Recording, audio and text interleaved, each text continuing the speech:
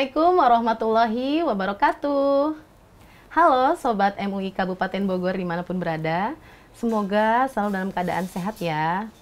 Kembali lagi di segmen podcast Perempuan Madani Berbicara. Podcast ini merupakan wadah inspiratif bagi perempuan untuk bisa terus berbicara dan berdaya. Bersama saya Aprilia Mubarok atau biasa disapa Teh April. Hari ini kita akan mengangkat tema tentang bagaimana cara atau metode mendidik anak dan menciptakan generasi yang berkualitas. Alhamdulillah hari ini kita telah kedatangan tamu spesial kita. Ada Ibunda Dr. Hajah Syarifah Gustiawati, SHE MEI. Assalamualaikum Ustazah. Waalaikumsalam warahmatullahi wabarakatuh. Selamat datang dan terima kasih telah menyempatkan hadir pada podcast kita hari ini. Alhamdulillah. Ya, teman-teman, Dr. Syarifah ini merupakan putri pertama dari guru kami tercinta, yaitu Al-Mukarrom Profesor Dr. Kiai Haji Ahmad Mukri Aji MA.MH. Beliau juga merupakan dosen di Universitas UIK Bogor dan sebagai Kaprodi Manajemen Haji dan Umroh. Beliau juga sebagai Wakil Pimpinan Pondok Pesantren Modern Darun Naim Yapia, Parung, Bogor, Indonesia. Nah, luar biasa ya, beliau ini merupakan sosok yang sangat menginspirasi, khususnya di kalangan MUI Kabupaten Bogor dan kita para alumni perempuan di PKU. Ya, Ustazah lagi ada sibuk apa nih sekarang? Alhamdulillah. Selain dosen, mengajar, dan mengurus anak-anak di rumah. Kegiatan sehari-hari umumnya itu di kampus. Ya khususnya tetap di keluarga. Ya di kampus, kemudian juga kegiatan sehari-hari lainnya adalah mengelola pondok. Pondok kita ini bernama Pondok Pesantren Modern Darun Naim Yapia, Parung, Bogor, Indonesia. Jadi kebetulan pondok ini memang dikelola oleh kami bersama suami gitu ya, dan juga adik-adik ya, dan memang pengasuhnya juga langsung Pak Kiai Profesor Kiai Haji Ahmad Mukri Aji MA.MH. Sehingga saya mesti menyempatkan diri aktivitas berbagi tugas gitu ya di kampus gitu kan, di kampus, kemudian juga di pondok dan di rumah. Iya, luar gitu, biasa. Seperti itu. Jadi mesti berbagi waktu. Iya, begitu ya teman-teman. Jadi kesibukannya Teteh ya, aku panggil Tetehnya. Boleh. Boleh ya. Panggil kakak, panggil Kakak, teteh, boleh. iya. Kita santai aja. Iya, kita kan sama-sama masih muda ya. Iya dong.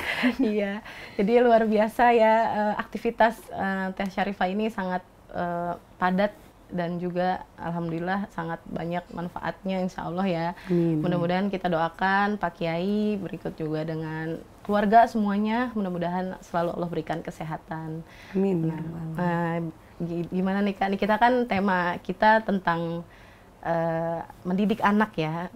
Nah, sebagaimana kita tahu kan seorang ibu itu adalah madrasah pertama ya bagi anak-anaknya.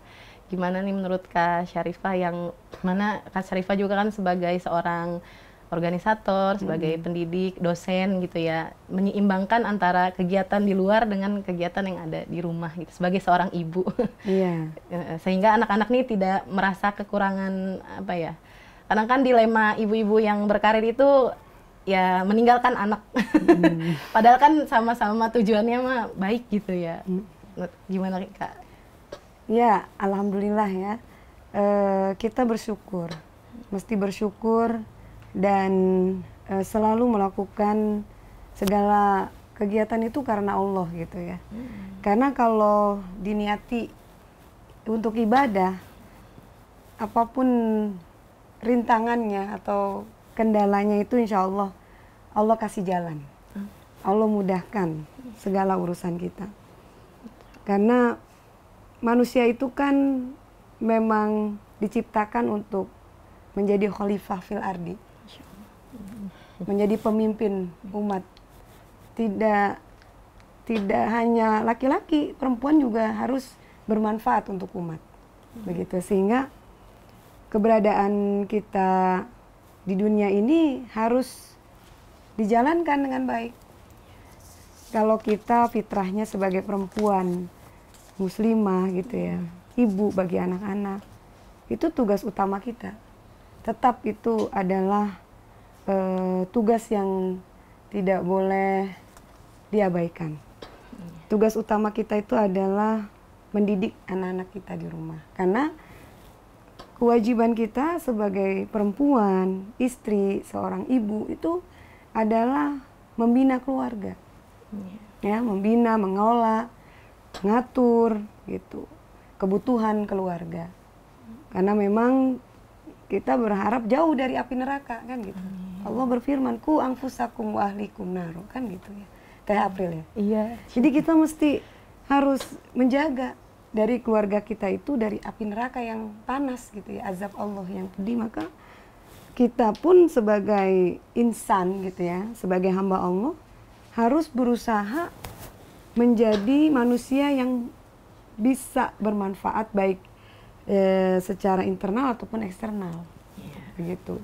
Prinsipnya itu. Prinsip ya.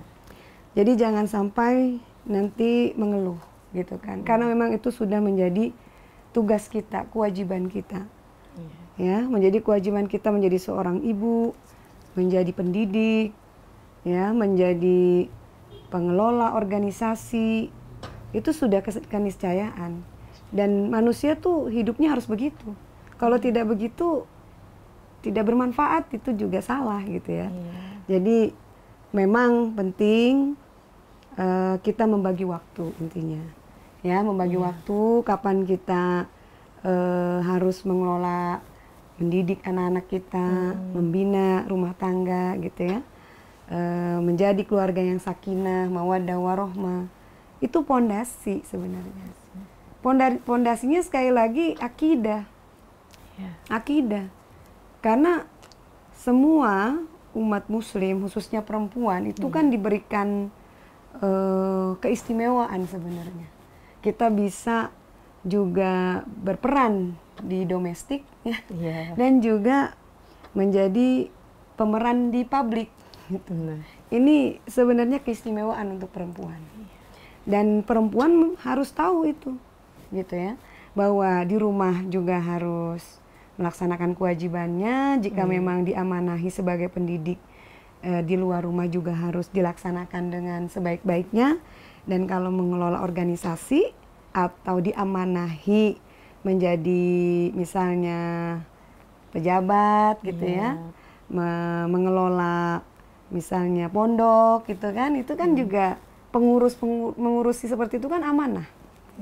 Jadi harus dilaksanakan dengan sebaik-baiknya. Begitu ya Teh April? Iya, Masya Allah, luar biasa ya. Jadi intinya berpegang teguh pada prinsip ya. Kalau memang kita, selagi yang kita lakukan itu memang positif dan bermanfaat, asal kita jangan lupa fitrah kita sebagai seorang perempuan khususnya yang sudah menjadi istri. Karena April belum nikah. Oh iya, insya Allah ya Teh April nanti bertemu dengan jodohnya. Amin ya Allah. Yang soleh, ya, yang alim. Amin ya Allah. Ya, banyak rezekinya. Amin. Iya, itu kayaknya. Dan sepemahaman. Ya, itu penting, pentingnya. sekufu. Amin. Ya, karena paham Teh April dan sebagainya. Iya, betul. Itu nanti akan apa ya, berkepanjangan, maksudnya berdampak sampai ke anak semua, ya, keturunan ya Ustazah. Ya, mudah-mudahan doa-doa baik dari Ustazah ini dikabulkan. Amin. Amin ya Allah, insya Allah, amin. Nah, itu senang sekali teman-teman hari ini bisa berdiskusi dan berbincang-bincang dengan Ustazah Syarifah atau Teteh ya, Teteh Syarifah ini. Nah, aku sebenarnya penasaran, pengen nanya ya sama Ustazah gitu. Ustazah itu asli sini, asli Parung, atau dari kecilnya itu tinggal di mana? Terus pendidikannya juga dari mana gitu? Karena kan Ustazah ini orang yang hebat lah, orang yang sangat bermanfaat, sukses. Begitu juga putri dari Kiai Mukri. Nah, aku pengen nanya nih tentang masa kecil Ustazah bagaimana gitu, sekolahnya di mana? Ya, makasih ya Teh April ya, Masya Allah. Ini jadi buka kartu nih. Gak apa-apa ya, sedikit ya, kapan lagi? Cuma ada di sini nih. Ya, jadi memang dahulu kala ya, tahun 83 saya lahir. 83. Ya, tahun 83 di bulan Agustus ya. Agustus. Jadi memang sejak kecil saya itu dilahirkan di Parung.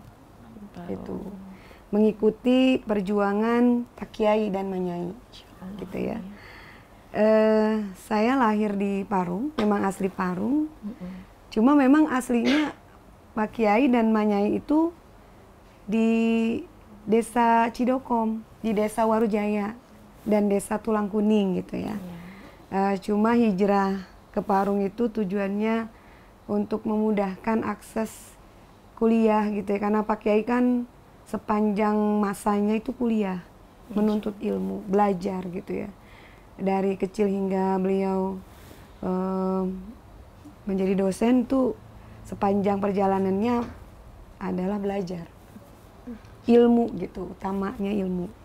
Jadi saya pun ikut, mau tidak mau kan tidak di rumah nenek gitu ya, atau di rumah kakek gitu, baik di rumahnya bapak ataupun ibu gitu, nggak, tapi langsung hijrah gitu ke sini, jadi dilahirkannya di Parung gitu ceritanya, di kota Parung nih. Iya, begitu kota ya. Parung. Jadi kemudian sejak kecil saya memang di Parung, asli deket Parung dan memang deket pasar Parung gitu kan. Tujuannya Pak Kiai itu memudahkan ke kampus UIN Jakarta kan memang. Dulu kan masih IAIN, Syarif Hidayatullah Jakarta gitu ya Teh. Nah terus seiring perjalanan waktu ya sekolahnya di sini aja, sekolah SD itu di SDN Parung 3 gitu, SDN Parung 3. Kemudian ngajinya itu sama mama, Masya Allah. ngaji Iqro gitu ya, sampai juz amma, sampai Al-Quran itu sama mama, sama Manyai gitu ya. Nggak diajarin sama orang lain gitu, ya Teh Apel ya. Nah, jadi memang produk mama gitu. Jadi karena mama itu dulu masih mudanya ngajarin buka gitu loh, buka pengajian. Buka pengajian dari sejak rumah pertama, rumah kedua, rumah ketiga, rumah keempat, sampai sekarang rumah kelima. Jadi memang perjalanan kita itu tidak mudah gitu ya. Dari kecil lah ibaratnya sederhana hidupnya gitu. Bukannya memang dilahirkan dalam kondisi langsung punya segalanya gitu, enggak. Tapi kami ngontrak gitu, jadi kontraktor gitu ya, kontraktor dari rumah ke rumah. Tapi alhamdulillah barokah kan gitu, dan alhamdulillah sampai kini kan. Kemudian tamat SD itu Teteh tuh ke ke Gontor gitu, ke Pondok Gontor. Awalnya sih keliling-keliling dulu gitu kan, di pondok pesantren Suryalaya juga sempet mampir ke sana kan, di Tasikmalaya, punyanya Abah Anom gitu, sempet dikenalin sama papa juga karena papa juga ya lumayan deket lah sama Kiai Abah Anomnya. Bahasa Sunda dong Teh?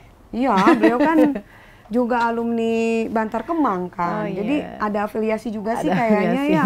Jadi kiai-kiai dulu tuh mungkin saling kenal gitu, silaturahim. Nah akhirnya saya mah ikut aja gitu kan, kondisi itu kan masih kecil.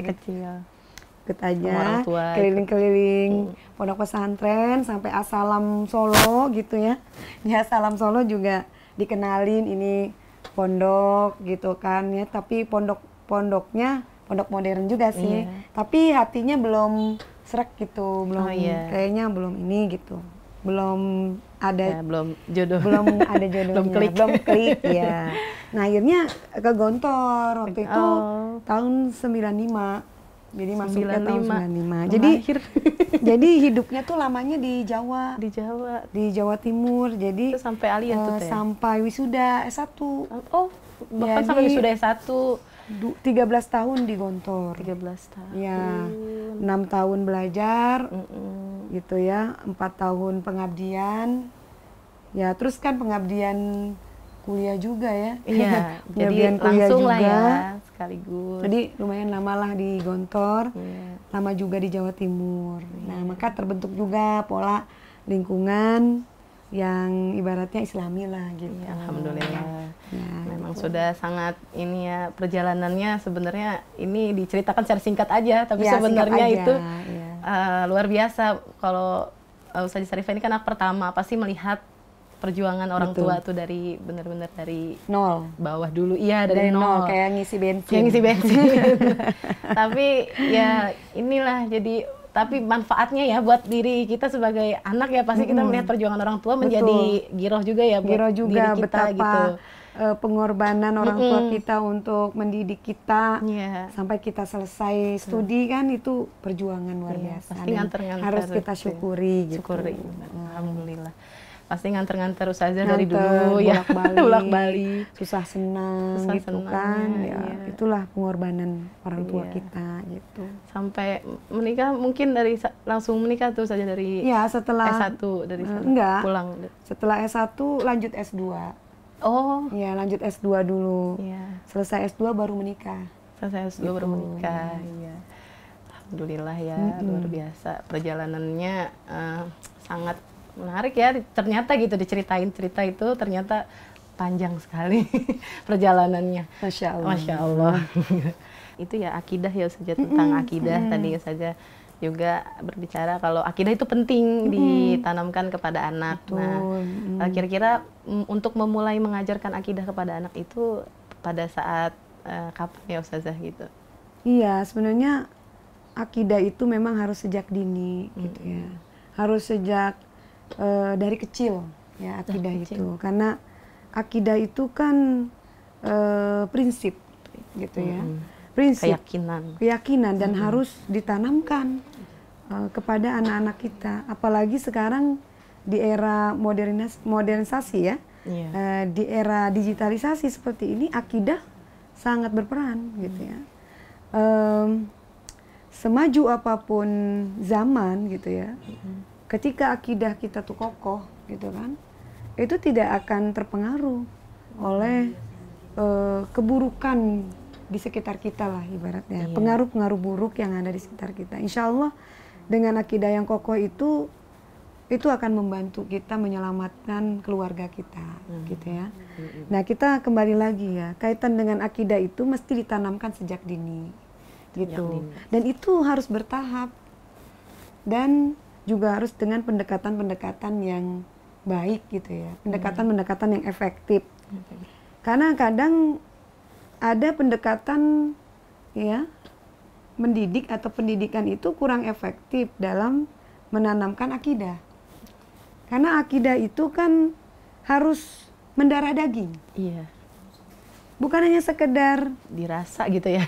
Iya, bukan hanya sekedar disampaikan. Iya. Maksudnya dikenalkan atau diajarkan gitu. Tapi bagaimana anak-anak itu mampu mengamalkan ya, membawa dirinya dengan prinsip-prinsip akidah itu. Gitu, dengan prinsip akidah yang kokoh, membawa dirinya gitu. Nah, oleh karenanya yang tadi saya sampaikan mesti bertahap.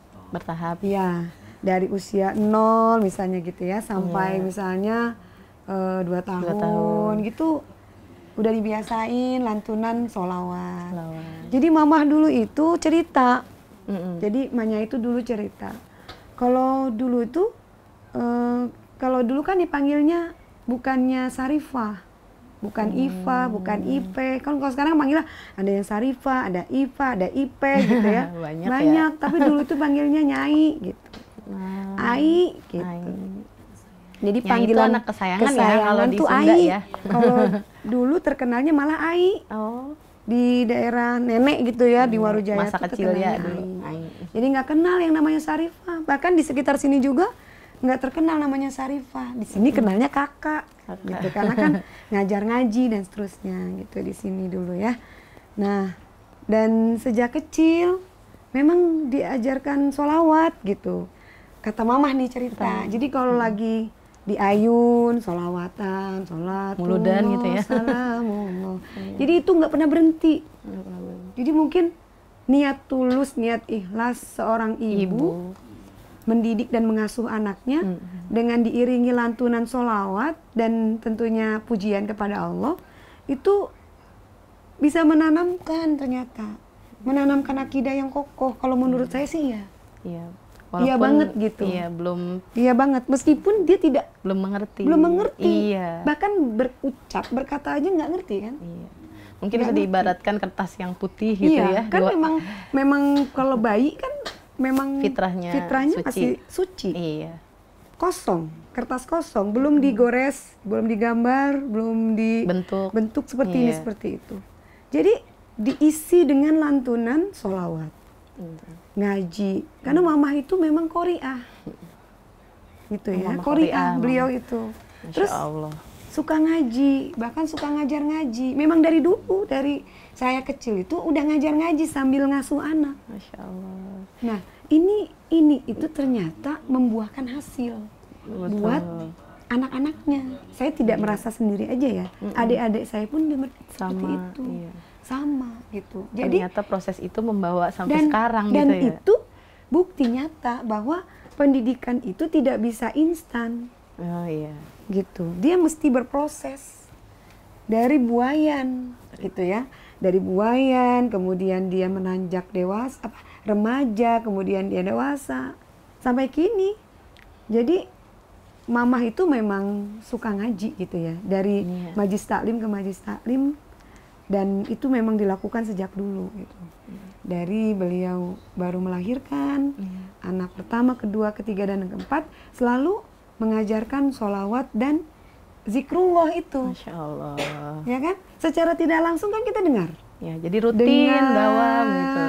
Melihat, ya kan? Terbiasa dengan apa? Dengan pendidikan beliau itu. Iya. Nah, itulah ya. Iya. Jadi mesti bertahap.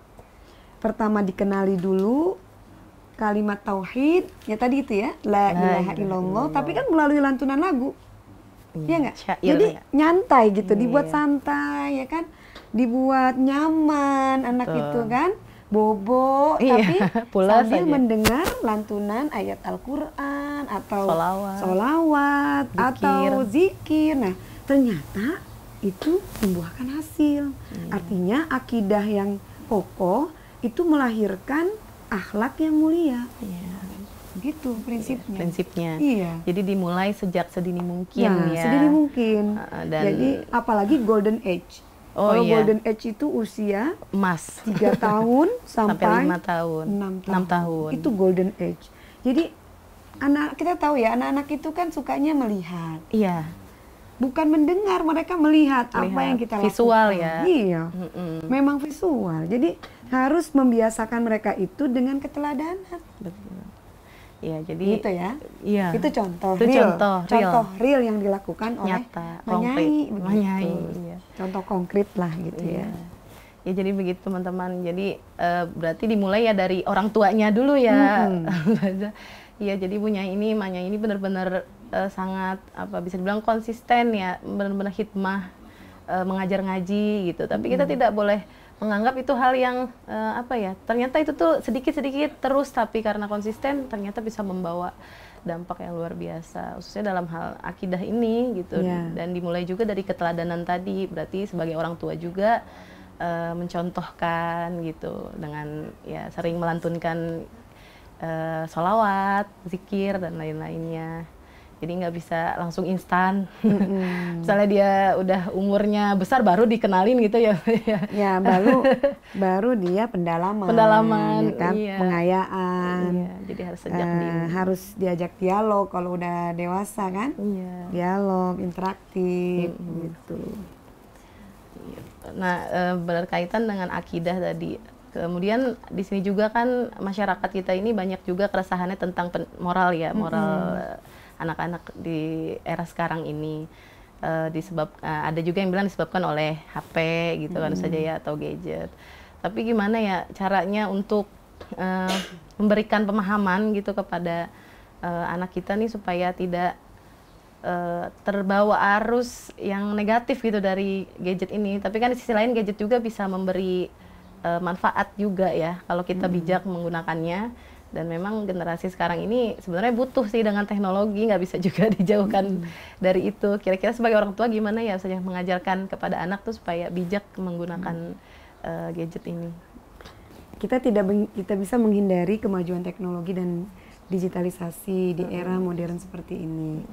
Yang bisa kita lakukan adalah menjelaskan bahwasanya HP, gadget yang dimiliki oleh anak-anak kita itu sebagai wadah gitu ya, alat untuk membantu belajar gitu. Jadi berikan pemahaman kepada anak-anak itu bahwa prioritas utama itu penggunaan gadget untuk menambah pengetahuan gitu ya, untuk menambah ilmu gitu, metode pembelajaran, untuk pembelajaran. Karena dia adalah alat, maka kita harus bimbing, arahkan penggunaan gadget. Ya, gadget itu kan sebenarnya punya dua sisi hal yang baik itu negatif ataupun positif. Positif ketika bijak menggunakan gadget. Yang tidak bijak, yang tidak baik itu ketika melalaikan kewajiban kepada Allah kan, gitu. Sebenarnya tidak ada masalah kemajuan zaman itu, apapun kondisi perkembangan zaman kita tidak bisa dihindari karena kita itu mendidik anak kita sesuai zamannya, begitu. Kita tidak bisa kemudian memaksa mereka meninggalkan handphone, gadget. Yang bisa kita lakukan itu mendidik, mengajarkan, membimbing, ya. Kemudian memberikan penjelasan bahwa gadget itu membantu mereka untuk belajar, gitu ya, membantu mereka untuk juga bisa mencari hiburan-hiburan yang positif, gitu ya, bukan yang negatif, gitu. Jadi memang harus dijelaskan oleh kita sebagai orang tua, itu fungsinya. Kalau misalnya orang tua ini memberi kayak batasan waktu itu gimana saja, efektif nggak kira-kira? Misalnya kakak nih boleh megang handphone dari jam 1 aja sampai jam 2 misalnya, habis itu diambil lagi. Efektif. Efektif ya? Itu kan trik gitu ya, itu kan sebenarnya kan mendidik itu seni gitu ya. Mendidik seni, pendidikan itu tuh kasih sayang gitu kan, bukan berarti kita itu langsung menolak mentah-mentah dengan adanya gadget gitu. Boleh nggak sih kita itu membatasi waktu mereka menggunakan gadget? Sangat baik gitu ya. Memang harus dibatasi. Karena waktu-waktu sholat aja harus diutamakan kan gitu ya. Maka gadget pun harus diatur dan harus ada konsekuensi ketika memang telah melampaui batas gitu ya. Konsekuensinya ya misalkan dengan hal-hal yang edukatif. Kalau misalnya melampaui dari batasan ya berarti harus siap untuk konsekuensinya, misalnya nanti diminta misalnya bantu gitu kan, misalnya menghafal gitu kan, atau menghafal Al-Quran misalnya, atau apalah yang sekiranya memberikan anak-anak itu kegiatan gitu, jangan kosong gitu ya. Jadi dialihkan dengan hal-hal yang positif ya. Kalau mereka melanggar dengan komitmennya, ya berarti ibunya harus mencari cara agar bisa ada aturan batasan bermain gadget. Gitu. Oh gitu. Jadi gitu ya, viewers. Kita nih boleh kok memberikan ruang untuk anak-anak itu bermain handphone, asalkan kita membuat komitmen dengan anak kita gitu. Kira-kira mereka nih sampai mana sih gitu, boleh main handphonenya gitu, boleh juga bisa ini ya, kalau zaman sekarang tuh dipantau pakai ini ya, kayak emailnya itu kan jadi disambungkan dipantau sama orang tua. Iya. Aplikasi yang bisa memantau apa yang dilihat oleh anak-anak gitu.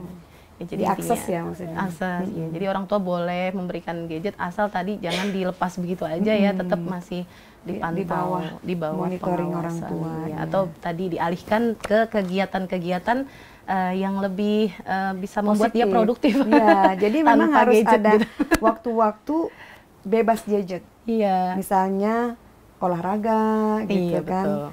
Misalnya bermain di luar gitu kan, atau misalnya ngerjain tugas. atau ya permainan-permainan tradisional tempo dulu gitu. Jadi memang orang tua mesti banyak strateginya, banyak seni cara mendidiknya gitu. Tidak kehabisan cara intinya gitu. Ustazah masih berkaitan tentang moral ya, moral anak. Bagaimana sih kalau kita ini menyikapi anak gitu ya, apalagi anak ini misalnya masih kecil ya Ustazah, tapi kadang perilakunya ini suka di luar dugaan, atau berkata kasar misalnya, atau mengganggu temannya yang sedang ibadah misalnya sholat gitu kan. Anak-anak kan suka, kebetulan April juga kan guru ngaji juga di rumah, jadi kadang-kadang anak nih suka ada yang ganggu gitu kan, ketika sholat tuh ada yang teriak, ada yang mengganggu temannya sehingga temannya jadi batal, maksudnya jadi nggak jadi sholat atau gimana gitu. Sedangkan orang itu bilang ya maklumin aja, namanya juga anak-anak. Kira-kira sampai mana sih kita tuh menganggap batas ini tuh sampai dia tuh maklum lah dia anak-anak, atau boleh gak sih kita tuh menegur atau misalnya memberitahu dengan cara bagaimana sih Ustazah gitu? Iya, jadi memang banyak ya orang tua di sekitar kita itu yang selalu menganggap hal ini biasa gitu. Iya, kan? Biasa. Maklumlah anak-anak gitu kan, selalu keluar kata-kata itu. Iya. Tapi menurut Teteh nih ya, kalau mendidik anak itu kita mesti paham gitu, kapan kita memaklumi dan kapan kita menegur gitu. Karena tidak semuanya bisa dimaklumi gitu ya, menurut Teteh tidak semuanya mesti dimaklumi. Kenapa demikian? Karena anak itu kan memang berproses, berkembang gitu ya. Dengan perkembangan yang dinamis gitu kan, anak harus diarahkan, harus dibimbing mana yang baik dan mana yang buruk begitu.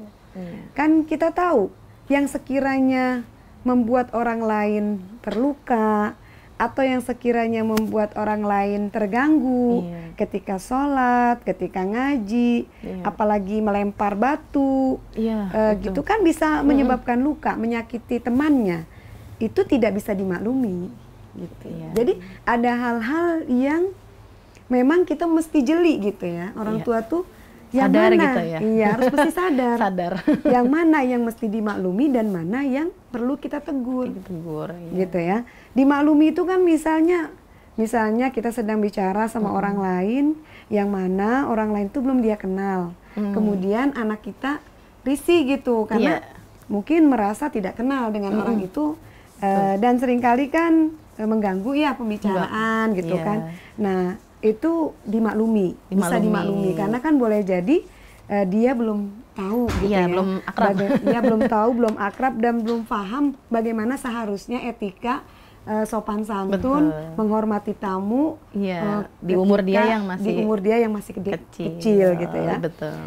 Ada contoh hal lainnya memaklumi itu ya, contoh lainnya ketika memang dia itu ya tiba-tiba jatuh gitu, terus nangis, gitu ya, kencang nangisnya, Nah, kan namanya jatuh kan sakit gitu banget, ya, dan kaget, pasti kaget gitu ya, karena dia terkejut karena jatuh terluka, maka kita mesti harus memaklumi itu ya, memaklumi bahwasanya jatuh itu ya sakit, gitu, tapi tidak menyalahkan orang lain kan. Gitu. Betul. Nah itu betul. Ya, itu penting. Jadi orang tua, khususnya ibu kita nih, ya perempuan harus punya ilmu. Makanya perempuan tuh mesti punya ilmu, ya. Kenapa kok perempuan mesti belajar?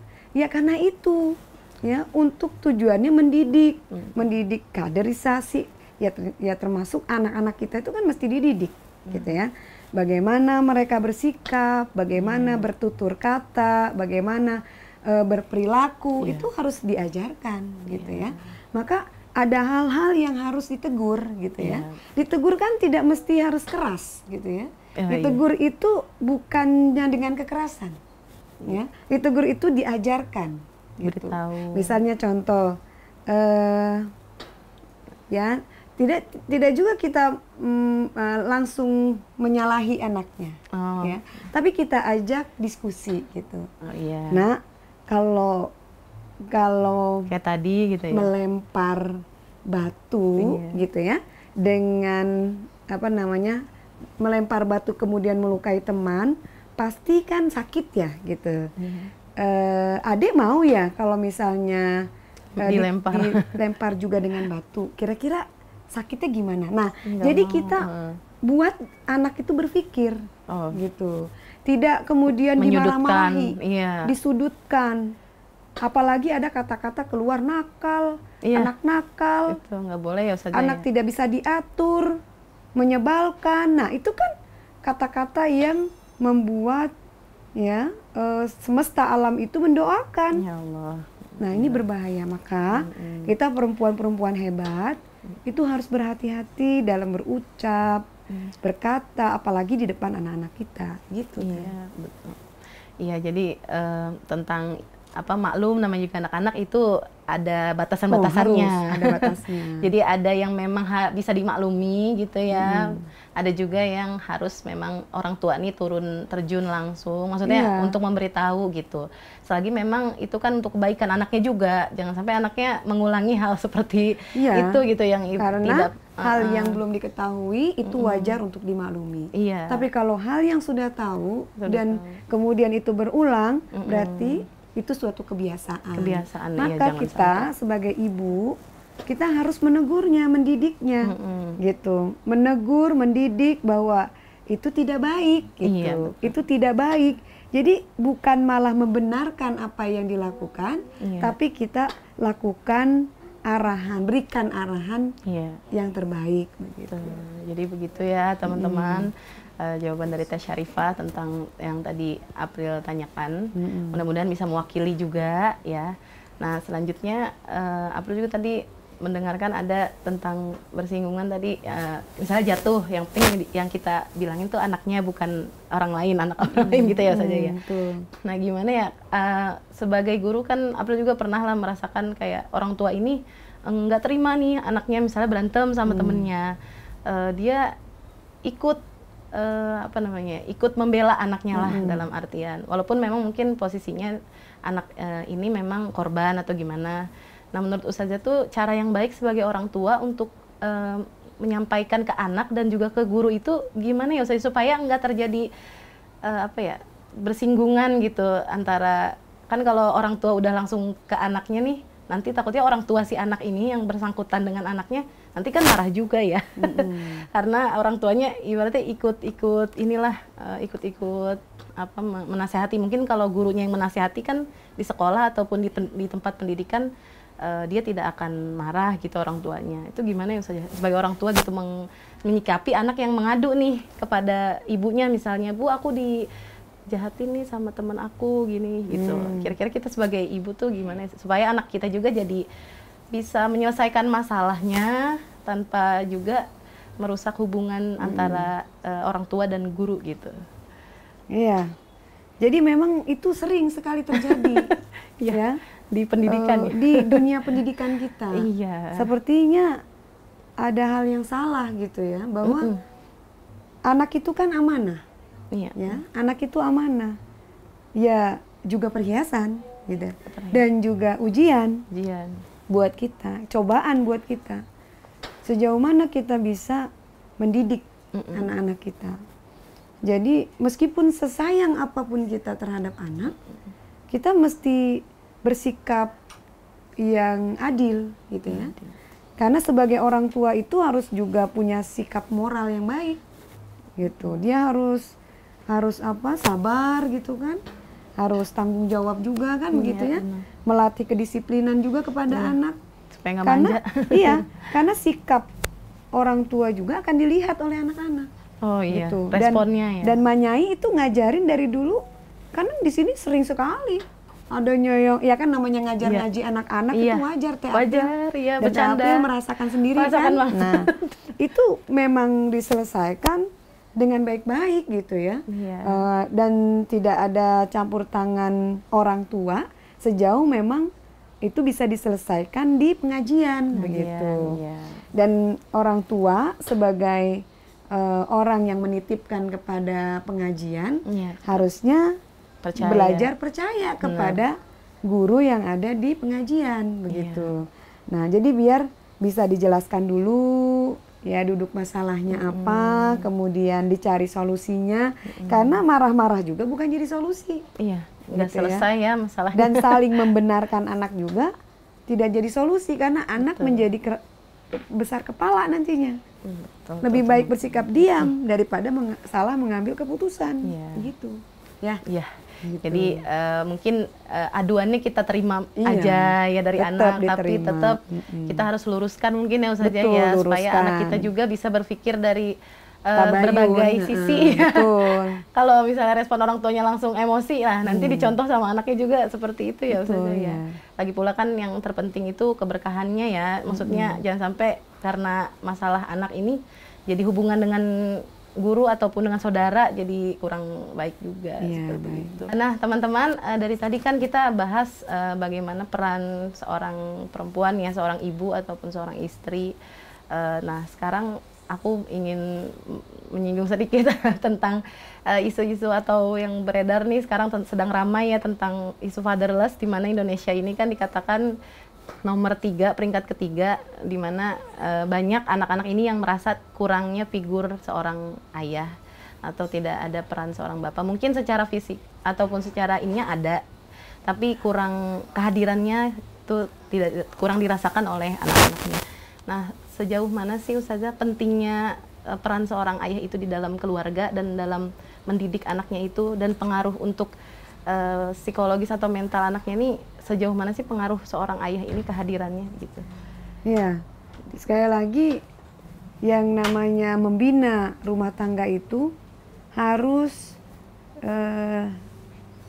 diawali ya, didasari oleh ibu dan ayah. Ya maksudnya ayah dan ibu. Ayah dan ibu.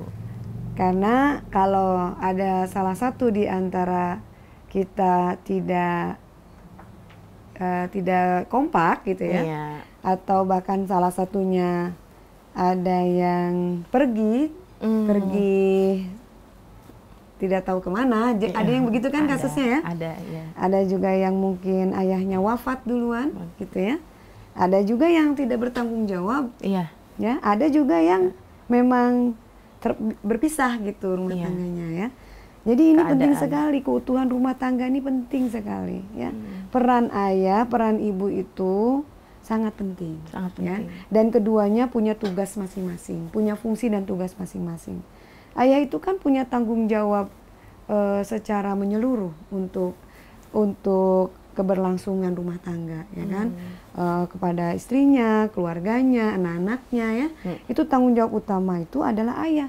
Dan sosok ayah itu sangat dibutuhkan oleh anak-anak gitu ya, karena ayah itu bisa dilihat kekokohannya gitu ya, kegesitannya, ketangguhannya, ya, kemudian keuletannya dalam bekerja. Itu juga memotivasi anak-anak itu untuk hidup, gitu ya, untuk role model belajar, ya role model juga. Iya. Tidak lepas dari ibu, ayah juga sangat berperan di sangat situ ya. berperan. Maka kita dalam menghadapi isu fatherless ini ya kita prihatin sebenarnya. Karena dampak dari kehilangan sosok figur ayah itu dampaknya besar. Iya. Ya, secara psikologis tadi ya, Iya. secara mental dan juga secara spiritual. Spiritual juga Ya. Itu juga berpengaruh terhadap kesehatan mental anak. Gitu.